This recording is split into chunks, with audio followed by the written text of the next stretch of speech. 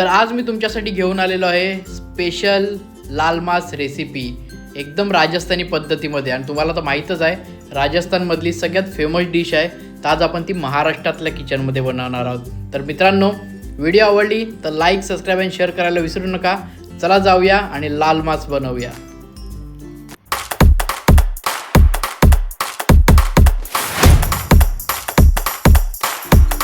लाल मांस मटण बनवण्यासाठी सर्वात पहिला आपल्याला काश्मीरी लाल मिरची घेऊन यायच्यात मार्केटमधून आणि त्यांना असं घेऊन चांगलं उकळत्या पाण्यामध्ये थोड्या वेळ आपल्याला बॉईल करत ठेवायच्यात।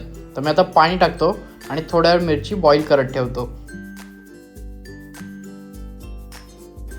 मी इकडे अर्धा किलो मटण घेतलेलं आहे आणि तुम्ही बघू शकता नल्ली, चाप वगैरे सगळं आपण छान घेतलेलं आहे।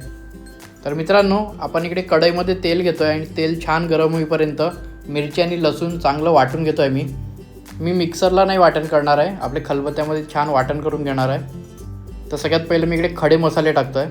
मी इकडे खडे मसाले टाकून चांगले खडे मसाले भाजून घेऊया आपण पहिला तेलावर।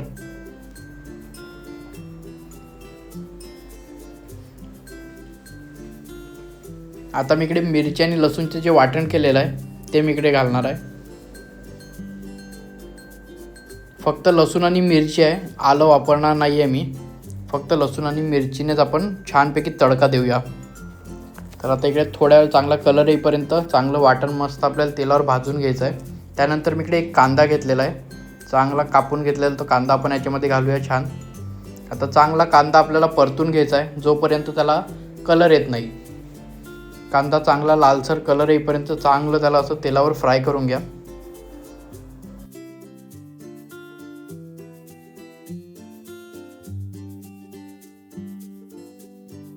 सर्वात पहिला घरचा लाल मसाला टाकतोय मी इकडे। दुसरे कोणतेही मसाले ॲड करणार नाही आहे, जे आपले नॉर्मल हळद, मसाला आणि मीठ असते ना तेच मी इकडे ॲड करतोय। बाकीचे जे मटण मसाला वगैरे आहे तो आपण नंतर घालणार आहोत। तर इकडे मीठसुद्धा झालेलं आहे आपलं टाकून, हळदसुद्धा टाकलेली आहे। आता याला आपण चांगलं परतून घेऊया।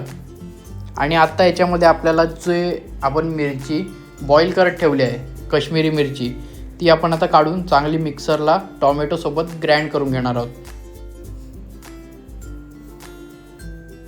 तर इकडे मी टॉमॅटो घेतलेला आहे, 2 टॉमॅटो कापून घेतलेले आहेत, लसूण घेतलेला आहे थोडा, आणि या मिरच्या थंड पाण्यात काढून आता आपण याच्यामध्ये घालून घेऊया आणि याला चांगलं वाटून घेऊया। आता मिक्सरमध्ये याची पेस्ट बनवून घेऊया चांगली।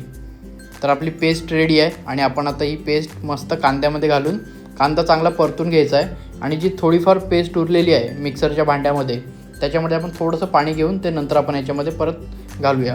पहिला आपल्याला चांगला जो मसाला रेडी केला आहे आपण मिरचीचा, तो आपल्याला चांगला तेलावर फ्राय करून घ्यायचा आहे। आणि हाच खरा लाल मांस मसाला असतो मित्रांनो।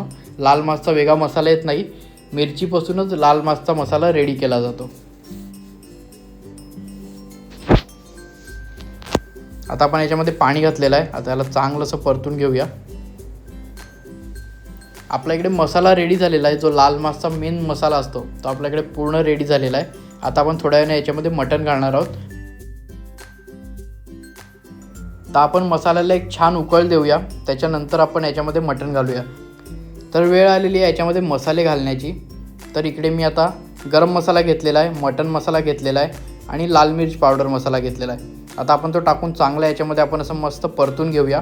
आणि तुम्ही बघू शकतात खूप छान कलर येणार आहे आज मटणाला, कारण लाल मांस मटण हे त्याच्या कलरसाठीच ओळखलं जाते। तर मित्रांनो, छानपैकी परतून झालेलं आहे। आता थोड्या वेळाने आपण एक उकळ देऊया।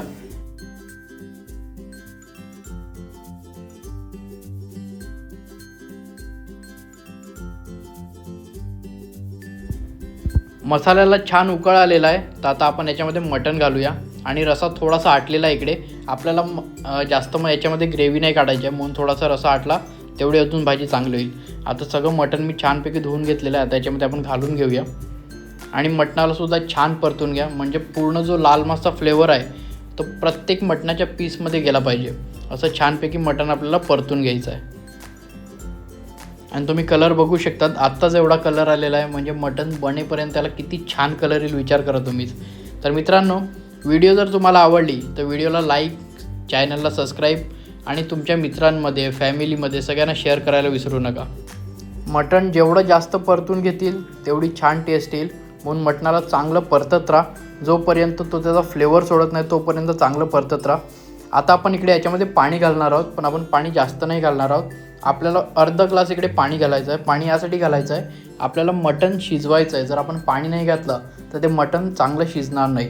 तर मटणला शिजवण्याचं काम हे पाणी करेल आणि त्यानंतर पाणी पूर्ण आटून जाईल, तुम्हाला कळणारच नाही, एकदम जाड थिक ग्रेव्ही बनेल.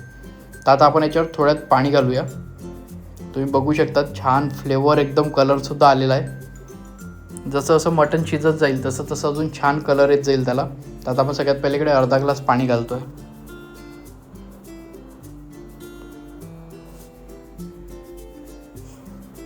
आता पाणी घातल्यानंतर एकदा मी परत परतून घेतो, कारण जे मसाले खालती राहिले असतील ते छानपैकी वर येऊन चांगलं त्याच्यामध्ये.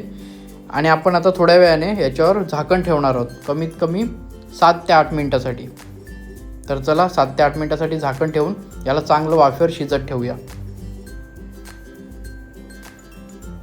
तर मित्रांनो 7 ते 8 मिनटं झालेली आहेत आणि तुम्ही बघू शकतात इकडे छानपैकी भाजीला उकळ आलेला आहे. आपण परत एकदा परतूया आणि परत अर्धा तासासाठी आपल्याला मटण चांगलं शिजवत ठेवायचं आहे.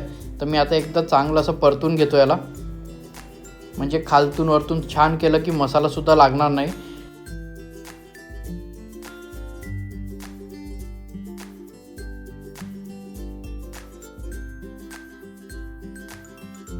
तर आपलं छान परतून झालेलं आहे आणि हे बघा नल्लीवाला पीस आहे, एकदम छानपैकी कलरसुद्धा आलेला आहे मटणाला.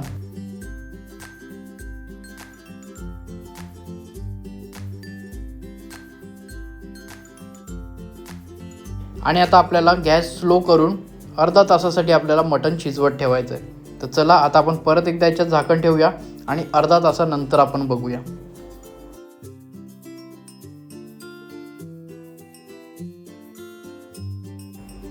आणि आता फायनली लाल मांस मटण आपलं रेडी झालेलं आहे आणि याचा स्मेल एवढा छान येतो आहे की मला आता राहवत नाही आहे.